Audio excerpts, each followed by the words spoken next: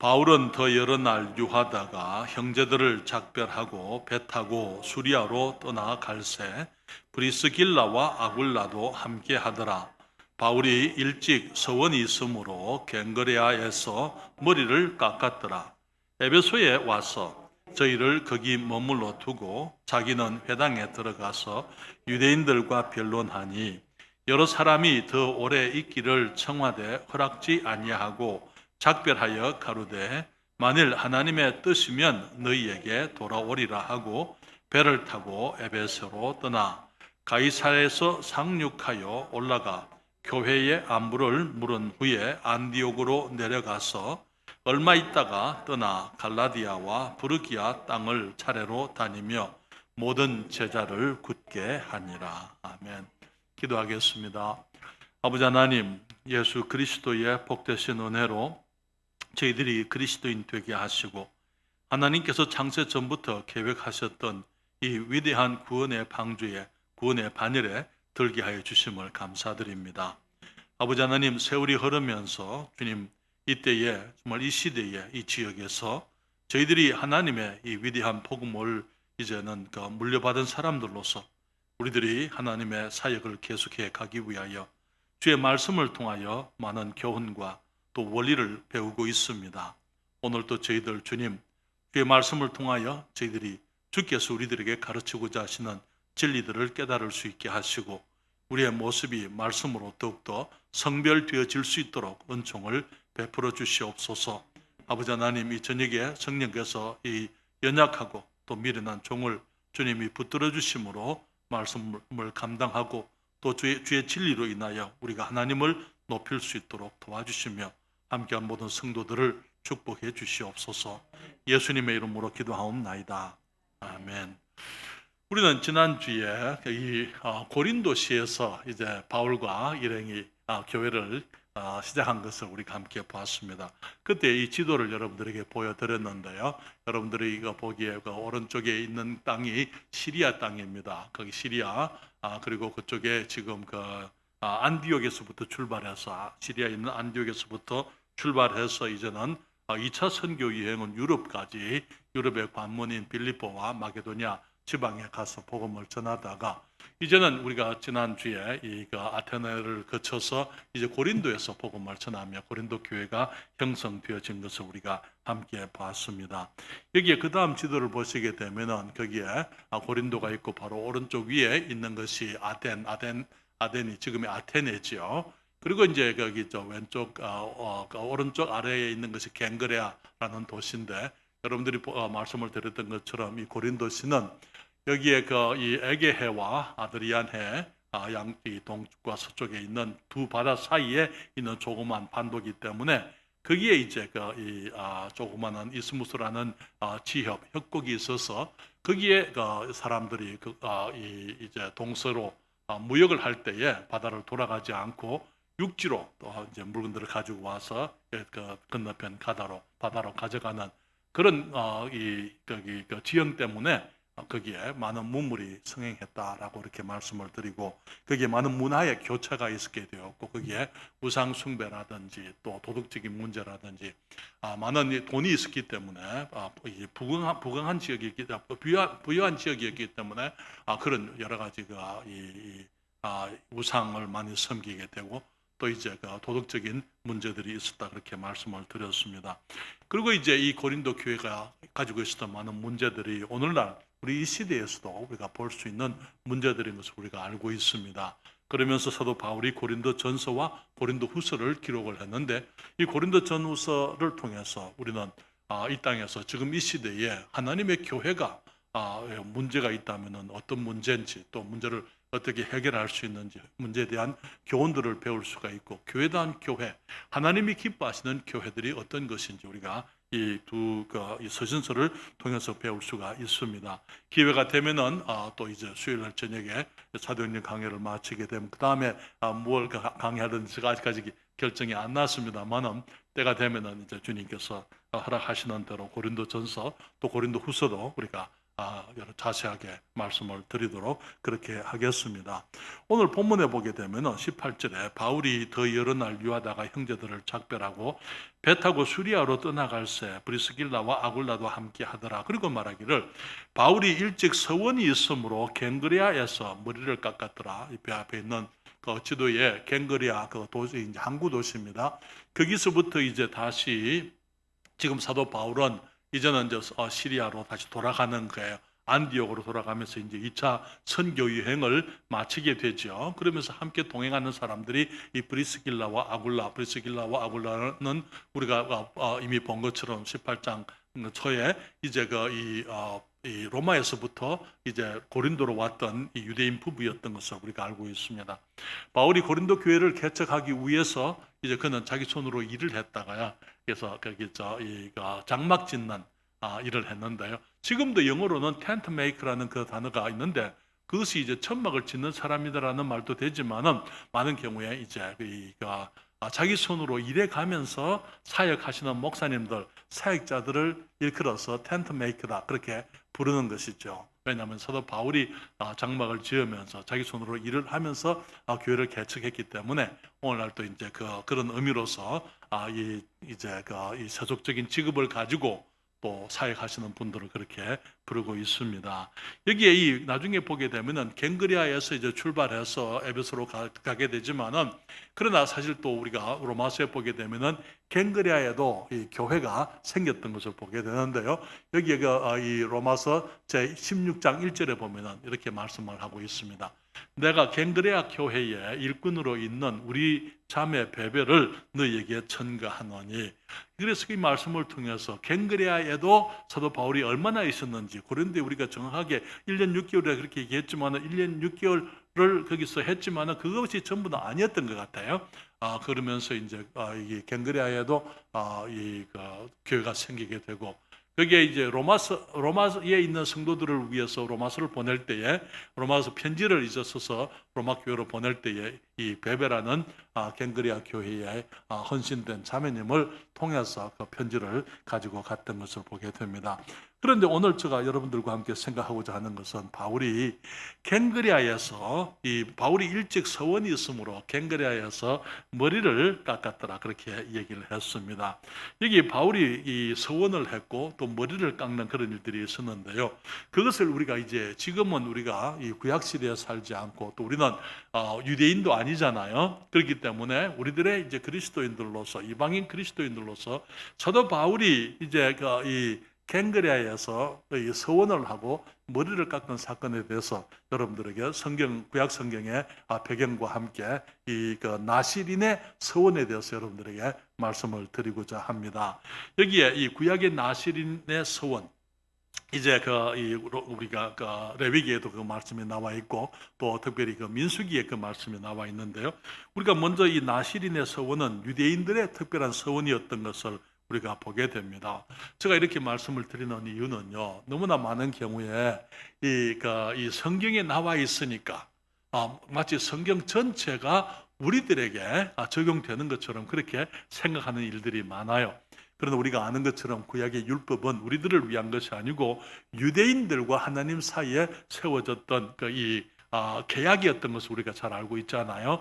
앞으로 그런 계획들, 주님께서 지금 유대인들을 택하시고 지금은 우리가 교회 시대지만은 유대인들이 버려진 것이 아니고 유대인들의 시대가 다시 온다는 거 성경적으로 얘기하게 되면은 앞으로 하나님의 아직까지 성취되지 아니한 약속들 때문에 주님께서 이제 예언서를 보게 되면은 요한계시록이라든지 주님이 하신 많은 예언의 말씀을 통해서 다시 이제 유대인들을 들어서 쓰시는 그 시대가 오게 되는 것을 우리가 알고 있습니다. 그러나 지금은 이제 잠시 유대인들이 제껴져 있습니다만은 그런데 이제 우리가 너무나 많은 경우에 신약 성경에 어떤 일이 있게 되면은 마치 우리들도 이 사도 바울을 우리 사역에 많은 부분에 있어서 모범이 되고 모델이 되는 건 사실입니다만은 사도 바울이 무엇을 했기 때문에 우리들도 그렇게 해야 된다 할 때에 어떤 것은 예 맞습니다라고 말할 수 있지만은 어떤 부분에 있어서는 우리에게는 해당되지 않는 사항들이라는 것을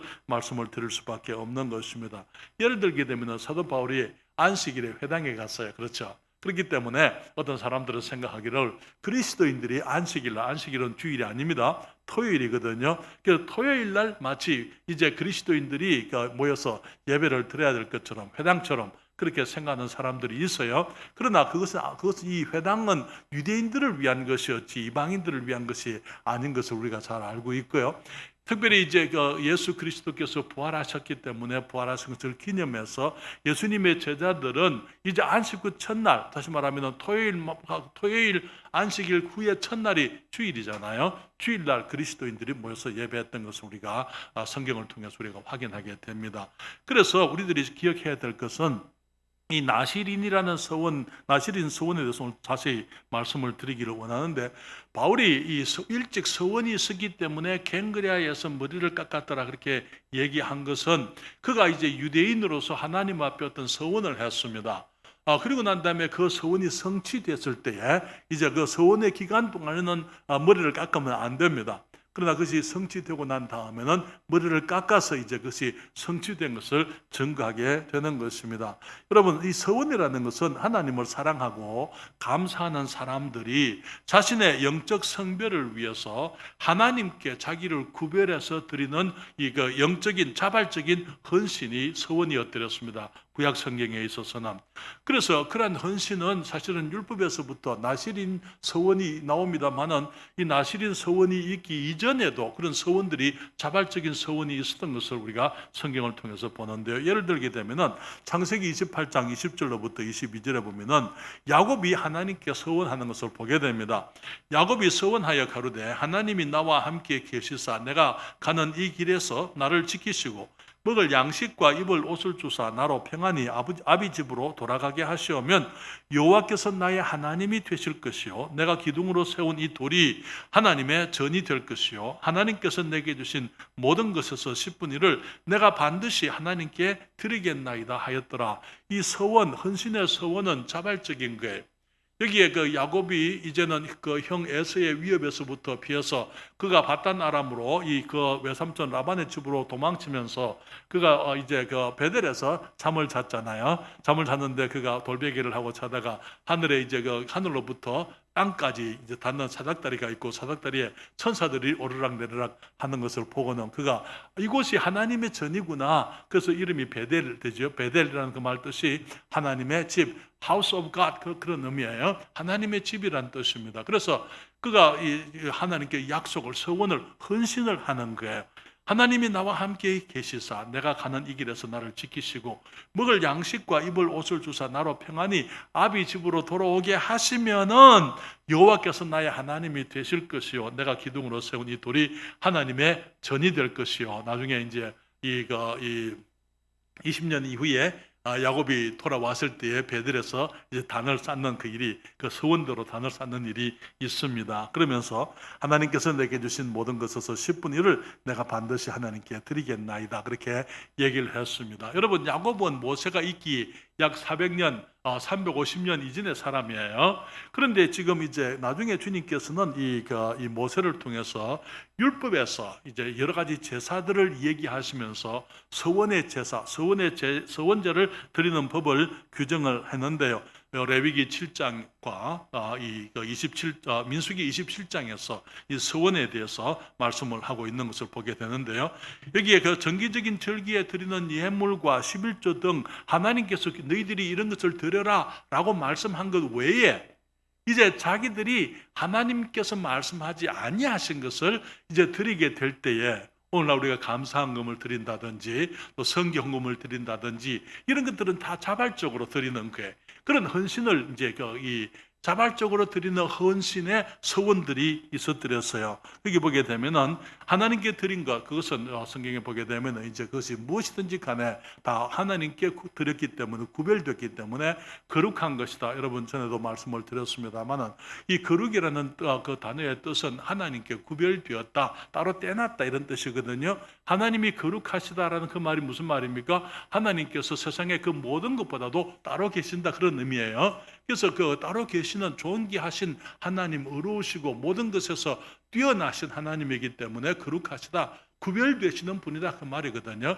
그래서 우리가 하나님께 뭘 드리게 되면은 그것을 거룩한 것이다라고 말하고 있는데요. 레위기 27장 9절에 말하기를 사람이 예물로 여호와께 드리는 것이 생축이면 서원물로 여호와께 드릴 때는 어떻게 하다고요?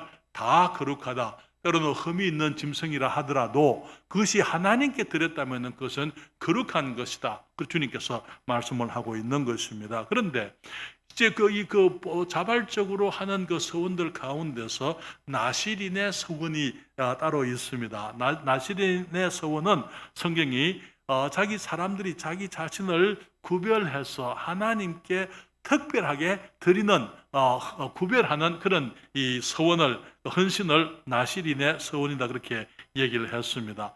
우리 민수기 6장 2절로부터 6절에 보면은 이렇게 말씀하고 있습니다.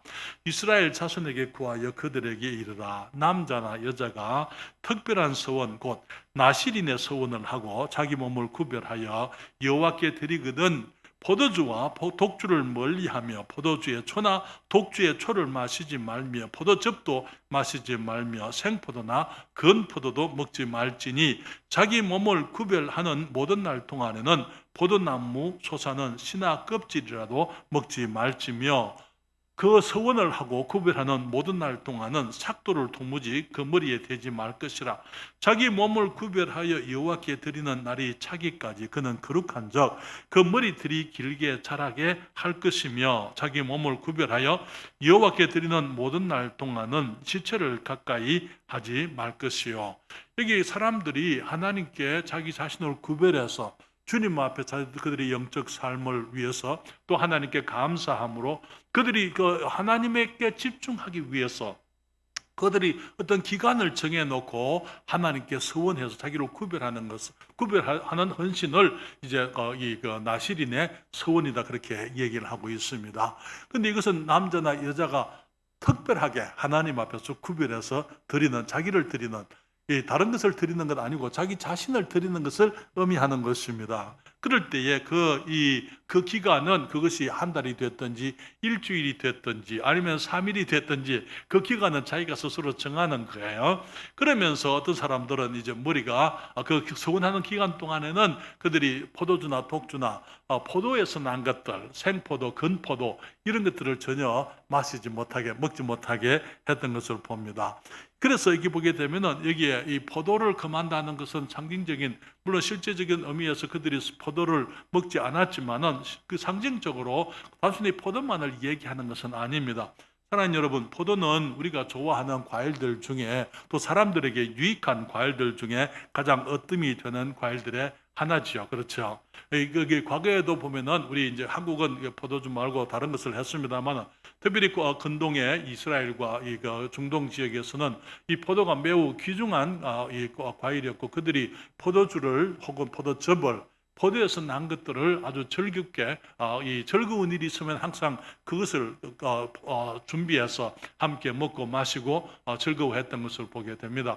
사랑하는 여러분, 예수님께서 가나의 혼인 잔치에 있었을 잔치에 그 주님께서 가셔가지고 포도주가 떨어졌을 때에 물로 포도주를 만들었잖아요. 왜냐하면 포도주가 그만큼 이 좋은 일에는 아주 절대적으로 필요한 좋은 음료였기 때문이었던 것이죠. 그래서 여기에 이 나실인의 서원을 하는 동안에 이 포도에서 난 것을 먹지 않는다 하는 것은 우리가 이제 하나님을 생각하면서 우리 주님의 영광과 주님의 기쁨을 생각하면서 나의 몸을 구별해서 내 자신의 즐거움, 나의 어떤 기쁨을 추구하지 않고 하나님의 영광을 추구하기 위해서 그 기간 동안은 이제 그런 자기 기쁨을 추구하지 않는 것을 의미하는 것입니다. 오늘날 우리가 하는 금식과 같은 의미가 됩니다. 우리는 금식이라고 했을 때 그것은 단순히 음식을 먹지 않는 것만을 말하지 않는 줄 우리가 알고 있습니다. 내가 육신적으로 추구하는 것들, 좋아하는 것들, 즐거워하는 것들, 그 모든 것들을 다 중단하는 것을 말하는 거예요. 그래서 나의 삶을 이제 주님께 구별해 드리고 또 나의 마음과 정신을 하나님께 집중하고 하나님의 말씀에 집중하고 기도에 집중하고 그래서 나의 영적인 삶이 영적 성장과 하나님의 영적인 축복을 위해서 세속적인 것, 이 땅의 것을 내가 금하고 이제는 하나님의 것을 집중하는 것, 그것을 의미하고 있는 것입니다. 그래서 여기에 포도주나 이 포도에서 난 것을 이제 그 기간 동안은 자기가 정한 기간 동안에 그것을 이제 금하게 금하라 먹지 말라 그렇게 얘기를 했습니다. 그래서 육체적인 모든 즐거움과 기쁨 혹은 욕구들을 절제하는 것을 의미하는 것이고요.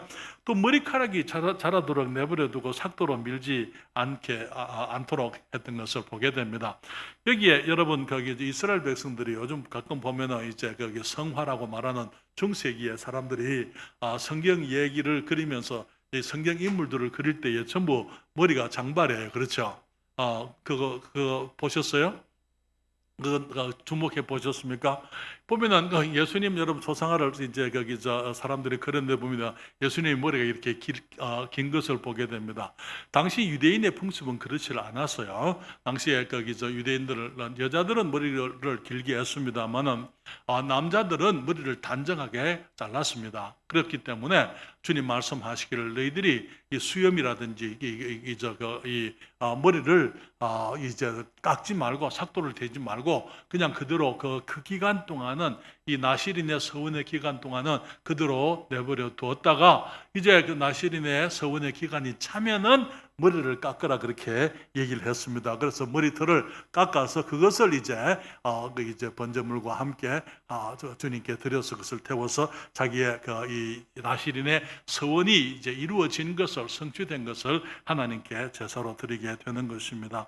그게 말하기를 머리를 깎지 않는 것은 무엇을 말합니까? 민수기 6장 7절에 보면 이런 말씀이 있어요.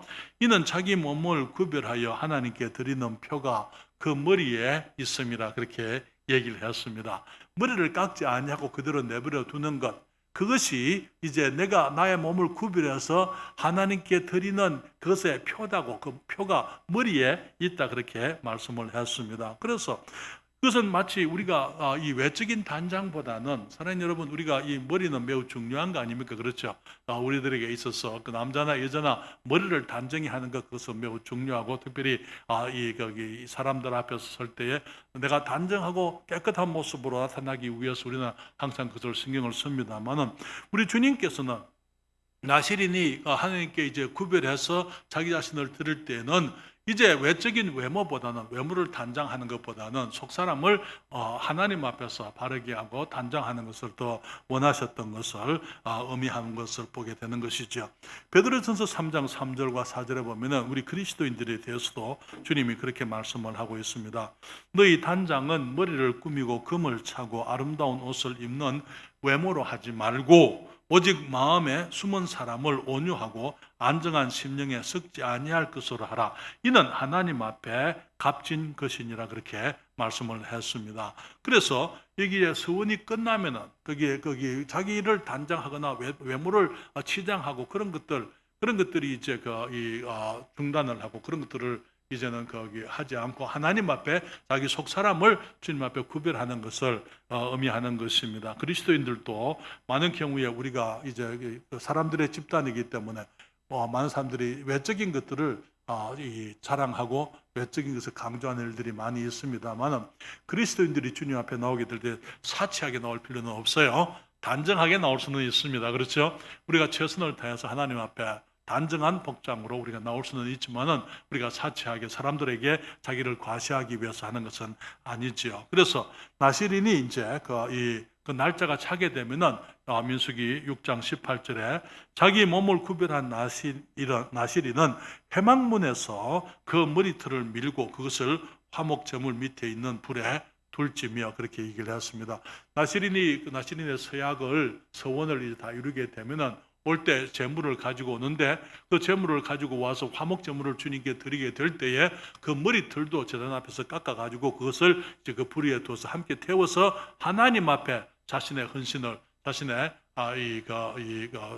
이제 주님을 향한 헌신과 사랑 그것이 이제 주님께 드려지도록 했던 것을 보게 되는 것입니다. 나시린에게 주님께서 규정을 주셨어요. 스스로 자기를 구별해서 하나님께 드리는 사람들에게 첫째도 말씀하시기를 이 포도에서 난 것을 먹지 말라 말씀하시고, 두 번째는 여기에 이 머리털을 깎지 말라, 다 이루고 난 다음에 깎아서 그것을 태워서 드리라, 그렇게 말씀을 하고 있는데, 세 번째 하나님께서 이 나시린에게 주신 규정이 있는데, 그것은 시체를 가까이 하지 않는 것이었습니다. 민수기 6장 6절과 7절에 보게 되면은 자기 몸을 구별하여 여호와께 드리는 모든 날 동안은, 이 나시린이 그 모든 날 동안은 시체를 가까이 하지 말 것이요, 그 부모 형제 자매가 죽은 때라도 그로 인하여 더럽히지 말 것이니, 이는 자기 몸을 구별하여 하나님께 드리는 표가 그 머리에 있음이라, 그렇게 말씀을 했습니다. 나시린이 되게 되면은 이제 내 스스로 나의 삶을 구별해서 주님께 드리기로 해서 내가 헌신을 했으면 그 헌신의 기간 동안, 약속되어진 기간 동안에는 시체로 인해서 부정을 타지 말라고 주님이 말씀을 하고 있는 것입니다. 시체는 어떤 시체든지 하나님께는 부정한 것입니다. 나시린은 서원한 기간 동안에 하나님께 드려졌기 때문에 자기를 거룩하게 하기 위해서 하나님께서 미워하시는 시체, 이 죽음과 주님이 접하겠는 것, 주님이 원치를 않았던 것을 보게 됩니다. 만일 형제 자매가 이제 죽게 되어서 장례식을 치르게 되면은 이제 지금까지의 나시린의 이 구별했던 기간은 다 무효가 되는 거예요. 그러면서 다시 날짜를 잡아서 다시 이제 해야 된다고 성경은 말하고 있는 것입니다. 왜 그렇습니까? 하나님께는요, 하나님은 거룩하신 분이고 하나님은 어려우시고 주님께는 더러운 것이 전혀 없는 온전히 온전하신 우리 하나님이시지요. 그래서 하나님께서 세상을 창조하실 때에 이 죽음은 하나님의 계획이 아니었어요.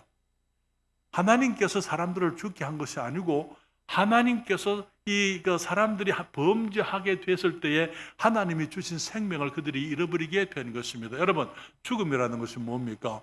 생명의 부재가 죽음이에요. 그렇잖아요. 여러분, 어두움이 있습니다. 어두움은 실체입니까? 어두움은 빛이라는 실체가 빠지면 어두움이에요. 그냥 상태예요. 그렇죠? 빛은 하나의 실체입니다만은 빛이 빠져버리면은 어두운 상태가 되어버리고 빛이 없는 상태, 그것이 되고 마는 것입니다. 하나님께서 사람들에게 생명을 주셨지만 그 생명을 잃어버렸기 때문에 죽음이라는 이제 모습이 우리들에게 오게 된 것이지요. 그렇기 때문에 이 죽음이라는 것은 이 사람들이 하나님을 반대하고 하나님을 믿지 않고 하나님께 불순종했기 때문에 하나님의 계획과 상관없이 사람들에게 주어진 것이기 때문에 하나님께서 죽음을 미워하시는 것입니다. 그래서 이 주님께서는 여기 성경에 보게 되면은 예수 그리스도께서 이 땅에 오신 것이 죽어있는 우리들을 살리시려고 주님이 오시게 된 것이죠.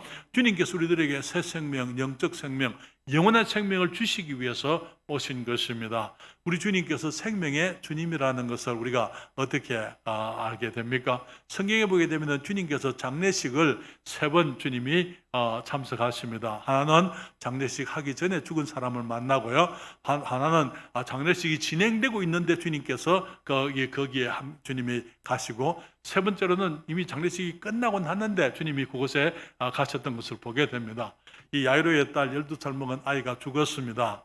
주님께서 그 아이가 죽은 것이 아니라 잔다 그러시고는 아이의 손을 잡고는 달리다굼, 일어나라, 소녀야 일어나라 해서 그 아이를 주님께로 돌려보냈던, 그 부모에게 돌려줬던 것을 우리가 알잖아요.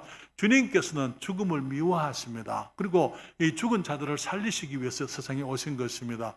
여러분, 그 나인성의 과부의 아들이 죽었습니다. 동네 사람들이 그 죽은 아들의 시체를 이제 관에 담고는, 관에 넣고는 이제 지고 나올 때에 주님께서 그 사람들을 세우셨더랬어요. 그렇죠? 그리고는 그 관에 손을 대시면서 그 청년을 살리셔서는 그 과부, 나인성의 그 과부에게, 어머니에게 그 하나밖에 없는 그 아들, 그 과부에게 있어서 생명이, 그 아들은 너무나 중요한 것 아닙니까? 그렇기 때문에 주님께서 그 아들에게 생명을 회복시키시고 그 어머니에게 이제 그 아들을 다시 돌려드려서 아들이 어머니를 섬길 수 있도록 했던 것을 봅니다. 또 한 번은 예수님께서 나사렛의 무덤에 가셨죠. 나사렛이 죽은 지 나흘이 됐다 그렇게 얘기했습니다. 냄새가 나는 가운데 있을 때 주님께서 그 나사렛의 무덤에서 눈물을 흘리시고 통분히 여기시고 나사로야 나오너라 말씀하실 때에 거기에 죽었던 나사로가 수의를 입은 채로 배를 동인 채로 걸어서 나왔던 것을 보게 됩니다. 주님 말씀하시기를 풀어놓아서 다니게 하라 그렇게 말씀을 하셨잖아요. 사랑하는 여러분, 주님께서는 이 죽음을 미워하십니다. 그렇기 때문에 나시린의 서원을 한 사람들, 자기 몸을 스스로 구별해서 특별한 서원을 한 사람들은 그 기간 동안에 시체를 가까이 하면 안 된다 그렇게 말씀을 했습니다. 또 한 가지 우리가 생각할 수 있는 것은요, 나시린의 서원은 남녀가 드리는 자원의 헌신이었습니다. 우리는 많은 경우에 우리가 이 구약 성경에 보면은 하나님께 제사를 드리고 주님을 섬기고 주님을 사랑하고 하나님께 예배 드리는 것은 주로 남자들, 제사장들도 남자들이고 성전의 일꾼들도 남자들이고 이 남자들 위주의 어떤 거기 헌신으로 생각을 합니다만은 그러나 성경은 그렇게 말씀하고 있지를 않아요. 여기에 여기 오늘 읽었던 민수기 6장 여러분 민수기 6장 제가 자막을 준비 안 했는데요. 함께 보시겠습니다.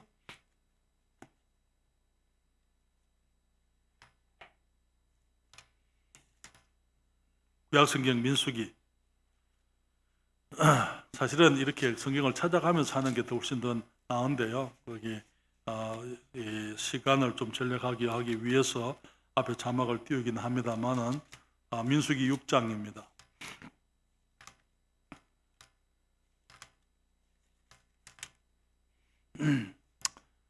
거기에 2절에 이렇게 말합니다. 이스라엘 자손에게 구하여 그들에게 이르라. 뭐라 그랬습니까? 남자나 여자가 그 다음에 특별한 서원, 곧 나시린의 서원을 하고 자기 몸을 구별하여 여호와께 드리거든 그렇게 얘기를 했습니다. 그래서 여기에 이것은 이 남자들에게만 할 수 있도록 그렇게 하신 것은 아닙니다. 여자들도 이 나시린의 서원을 하나님 앞에 자기 자신을 구별해서 드리는 서원을 하고 그 서원 기간 동안에 하나님 앞에 이제 주님께서 규정하신 그 규례를 따라서 자기 서원을 드리고 하나님께 헌신할 수 있었던 것입니다. 그런데 이 나시린의 서원은 남녀가 드리는 특별한 헌신으로서 자원의 헌신이었던 것을 보게 됩니다. 주님께서 규정하신 것 외에 자기들이 자발적으로 주님 앞에 헌신하는 것이었습니다. 여기에 우리가 구약에 보면은 나시린이 자원에서 자기를 드리는 나시린도 있지만은 성경에 하나님께서 아예 모태에서부터 구별한 나시린도 있는 것을 봅니다. 여러분 어떤 사람이 있는 줄 아십니까? 성경에 하나님께서 모태에서 구별한 나시린이 있어요. 누군지 아십니까? 예, 여기 삼손이 있습니다. 그렇죠? 삼손이 이제 마노아가 결혼을 했지만은 아들이 없을 때에 그 부인이 나중에 삼손의 어머니가 들에 있을 때에 이제 여호와의 사자가 천사가 오잖아요. 이 사사기입니다. 13장 3절로부터 5절에 보게 되면은 여호와의 사자가 그 여인에게 나타나시고 그에게 이르시되 보라 내가 본래 잉태하지 못함으로 생산치 못하였으나 이제 잉태하여 아들을 낳으리니 그러므로 너는 삼가서 포도주와 독주를 마시지 말며 무릇 부정한 것을 먹지 말라. 보라 내가 잉태하여 아들을 낳으리니 그 머리에 삭도를 대지 말라. 이는 이 아이는 태에서 나옴으로부터 하나님께 바치운 나시린이 됨이라. 아예 하나님께서 취하셨어요. 이 삼손을 나시린으로 구별해서 어머니가 임신 중에도 포도주, 독주 마시지 말고 여기에 시체를 가까이 하지 말고 부정한 것들을 가까이 하지 않고 그렇게 하나님이 구별을 해드렸습니다. 이 삼손은 하나님께서 이스라엘의 구원을 위해서 주님이 구별한 사람이지만은 삼손이 나시린의 규례를 온전히 지켰습니까? 예, 우리가 삼손의 얘기를 읽어보시게 되면 삼손은 그러지 못했더랬어요. 하나님께서 그에게 이제 이스라엘의 구원자가 되고 사사가 되고 하나님께서 모태에서부터 삼손을 구별했지만은 모태는 온전히 나시린의 규례를 따라서 살지 아니했던 것을 봅니다. 그러면서 그는 여호와의 말씀을 거부하고 또 이제 거기 이방 여인들을 추구하게 되고 죽은 것들을 찾게 되고 결국은 그는 이제 그 머리 깎이지 아니했던 그 머리가 이제 들릴라에 의해 가지고 이제는 깎이게 되고 결국은 두 눈까지 뽑히게 되고 그래서 이제 이 실패한 하나님의 사람으로 이제 기록이 되어져 있습니다. 우리 거기 김 지사님이 사무엘 말씀을 했는데요. 사무엘 역시 나실인으로 하나님께 드려진 사람이었습니다. 삼손은 이제 그 모태에서부터 구별된 이제 나실인인데 사무엘은 어머니가 하나님께 구별해서 드린 나실인이었던 것을 보게 되는데요. 사무엘상 1장 11절에 보면은 한나가 서원합니다. 한나가 서원하여 가로되 만군의 여호와여, 만일 주의 여종의 고통을 돌아보시고 나를 생각하시고 주의 여종을 잊지 아니하사 아들을 주시면 내가 그의 평생에 그를 여호와께 드리고 삭도를 그 머리에 대지 아니하겠나이다. 이 사무엘은 이제 거기 젖을 뗄 때 한나의 젖뗄 때까지 한나에게서 있다가 젖대게 되니까 이제 엘리 제사장에게 와서 이 성전에서 성장을 하게 되고 평생을 주님께 드리게 되고, 성경에 보게 되면은 이 잘못한 것에 대해서 지적하지 않는 이 몇몇 사람들이 있습니다. 이 사람이 뭘 잘못했다, 죄를 지었다, 혹은 실수를 했다, 그런 거기 기록이 없는 사람이 몇 사람 있는데 그 중에 한 사람이 바로 이 사무엘입니다. 그렇지만은 나중에 이제 사무엘이 사사로서 있을 때에 이스라엘 사람들이 왕을 구하잖아요.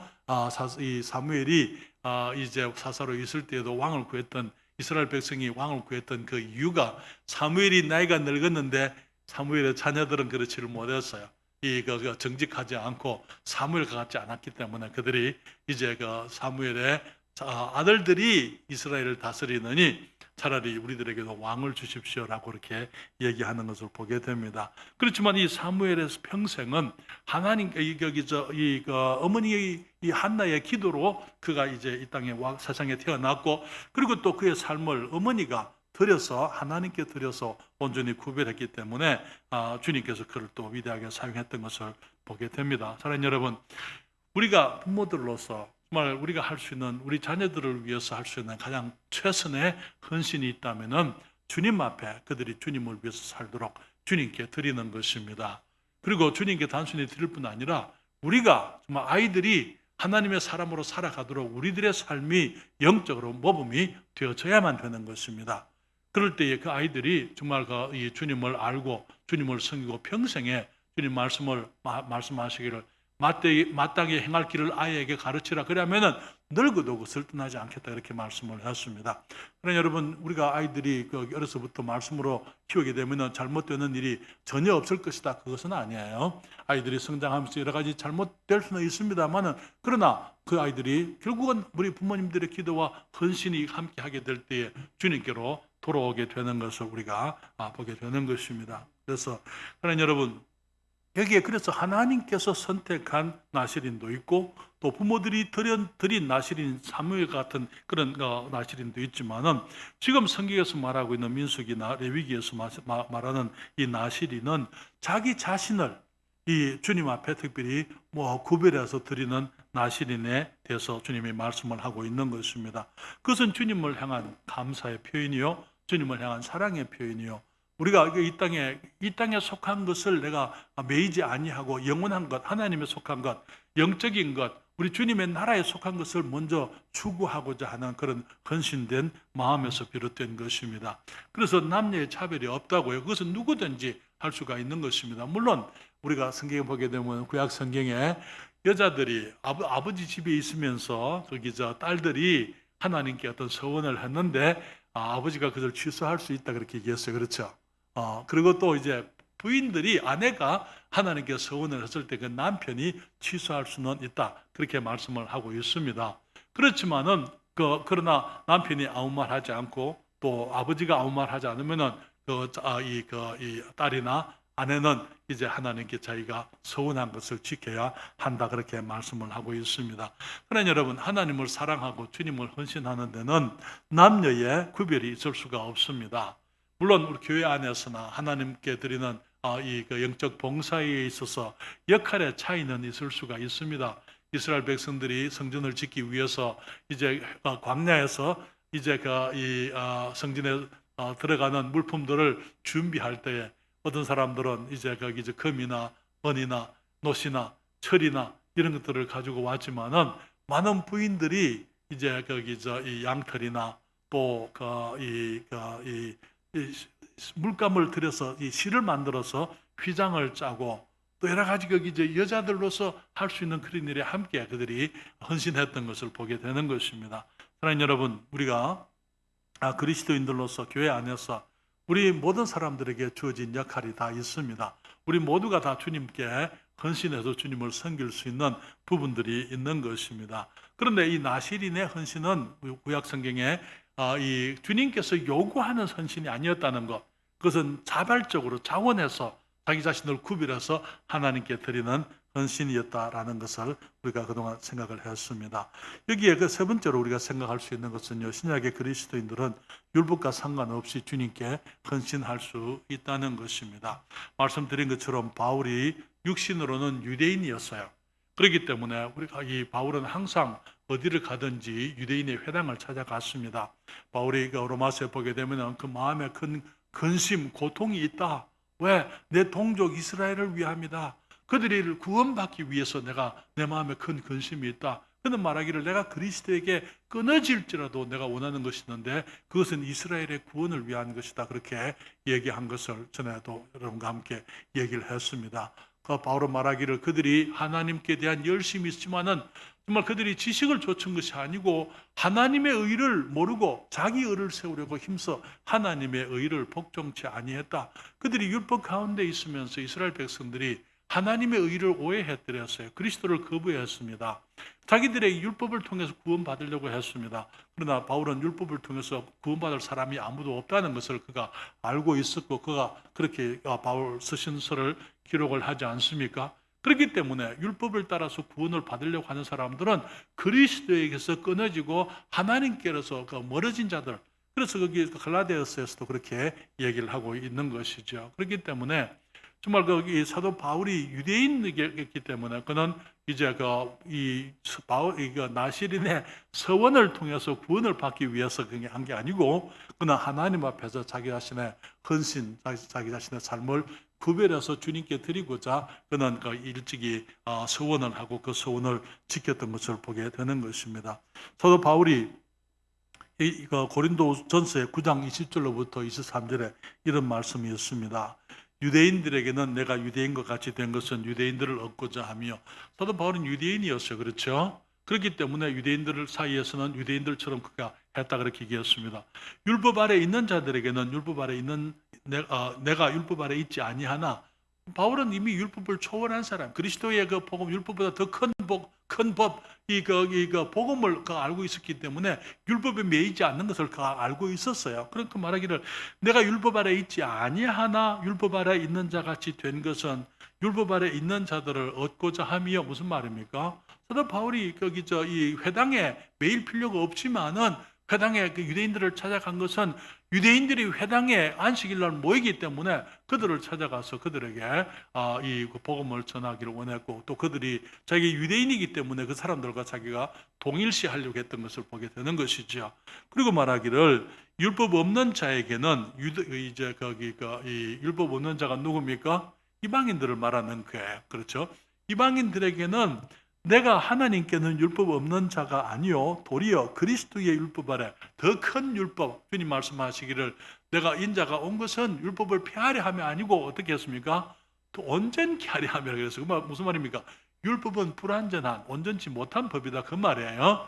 그리스도께서 그 성취하신 완전한 법, 그 법 아래 하나님께는 내가 율법 없는 자가 아니요 도리어 그리스도의 율법 아래 있는 자나 율법 없는 자같이 된 것은 율법 없는 자들을 얻고자 함이라. 다시 말하면 이방인들에게 복음을 전하기 위해서는 또 이방인들과 동일시해서 그들에게 복음을 전하려고 했던 것을 우리가 아는 것이죠. 그는 말하기를 약한 자들에게는 내가 약한 자와 같이 된 것은 약한 자들을 얻고자 하며, 여러 사람에게 내가 여러 모양이 된 것은 아무쪼록 몇몇 사람을 구원코자 함이니 내가 복음을 위하여 모든 것을 행함은 복음에 참여하고자 함이라. 그렇게 말씀을 했습니다. 사도 바울이 복음을 타협했다 절대 아니에요.